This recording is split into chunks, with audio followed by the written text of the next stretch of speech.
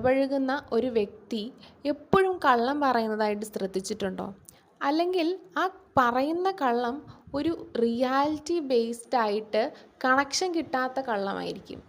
അല്ലെങ്കിൽ ഒരു വ്യക്തിനെ പലപ്പോഴായിട്ട് ചെറിയ കള്ളങ്ങളും വലിയ കള്ളങ്ങളും പറയുന്ന രീതിയിൽ നമ്മൾ പിടിച്ചിട്ടുണ്ടോ? ചിലപ്പോൾ അങ്ങനെ ഒരു വ്യക്തി ഒരു പാത്തോളജിക്കൽ ലയർ ആയിരിക്കും. എന്താണ് പാത്തോളജിക്കൽ ലൈ? പാത്തോളജിക്കൽ ലൈ എന്ന് പറയുന്നത് ഒരു വ്യക്തി ഒരു ദിവസം പലപ്പോഴായിട്ട് കള്ളം പറയുകയും ആ ഒരു കള്ളം ഒരു കോൺഷ്യസ് ആയിട്ടല്ലായിരിക്കും ആ ഒരു വ്യക്തി പറയുന്നത്. ഒരു ഗെയിനും അതിൽ നിന്ന് ആ ഒരു വ്യക്തിക്ക് കിട്ടാനില്ല. ഇപ്പോൾ ഒരു എക്സാമ്പിൾ പറയുകയാണെങ്കിൽ, ഇപ്പോൾ ഒരു വ്യക്തി പറയുകയാണ് അവരുടെ വർക്ക് ചെയ്യുന്നിടത്തുള്ള കൊളീഗ്സിനോട് പറയുകയാണ്, ഞാൻ കഴിഞ്ഞ ദിവസം ഇന്നൊരു സ്ഥലത്ത് പോയി. കഴിഞ്ഞ ദിവസം ഒരു യൂറോപ്പ് ട്രിപ്പിലായിരുന്നു. അപ്പോൾ അവിടെ വെച്ച് സെലിബ്രിറ്റീനെ കണ്ടു. അങ്ങനെ അതുപോലെ സ്കൂബ ഡൈവിങ്ങിന് പോയി. അതുപോലെ അങ്ങനെ കുറേ ഡീറ്റെയിൽസ് പറയാണ്. അപ്പോൾ കൂടെയുള്ളവർ ഇത് വിശ്വസിക്കുന്നു. അതുപോലെ കൂടെയുള്ളവരെ വിശ്വസിപ്പിക്കാൻ വേണ്ടിയിട്ട് ഏതൊക്കെയോ ഫോട്ടോയൊക്കെ എടുത്ത് കാണിക്കുന്നു. പക്ഷെ ശരിക്കുമുള്ള സത്യം എന്ന് പറയുന്നത്, ഈ ഒരു വ്യക്തി ചിലപ്പോൾ അയാളുടെ ഹോം ടൗണിൽ നിന്ന് പോലും പുറത്ത് പോയിട്ടുണ്ടാവില്ല. പക്ഷെ ഇവരെയൊക്കെ ഇങ്ങനെ കള്ളം പറഞ്ഞു കഴിയുമ്പോൾ കിട്ടുന്നൊരു ത്രില്ലുണ്ടല്ലോ, അയാൾ അത് ആസ്വദിക്കുകയാണ്.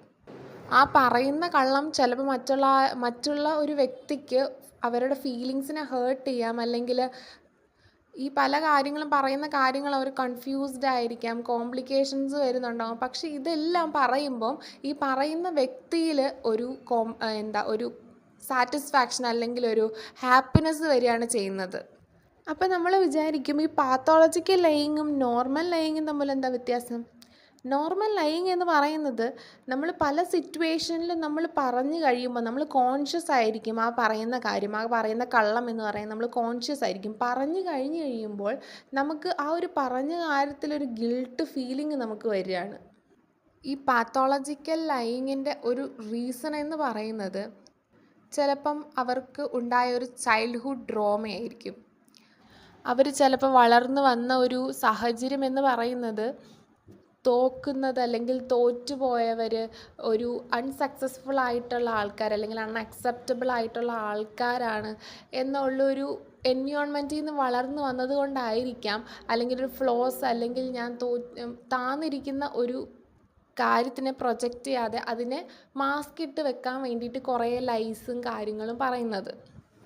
അതുപോലെ കുറച്ച് personality disorders like anti social personality ഡിസോർഡറൊക്കെ ഈ ഒരു പാത്തോളജിക്കൽ ലൈയിലേക്ക് അവരെ ലീഡ് ചെയ്യാം. അതുപോലെ ലോ സെൽഫ് എസ്റ്റീം ഉള്ള ആൾക്കാരിലും നമ്മൾ ഇതുപോലൊരു പാത്തോളജിക്കൽ ലൈ പറഞ്ഞു വരുന്നതായിട്ട് നമുക്ക് കണ്ടുവരും. So this is all about pathological liar. Thank U.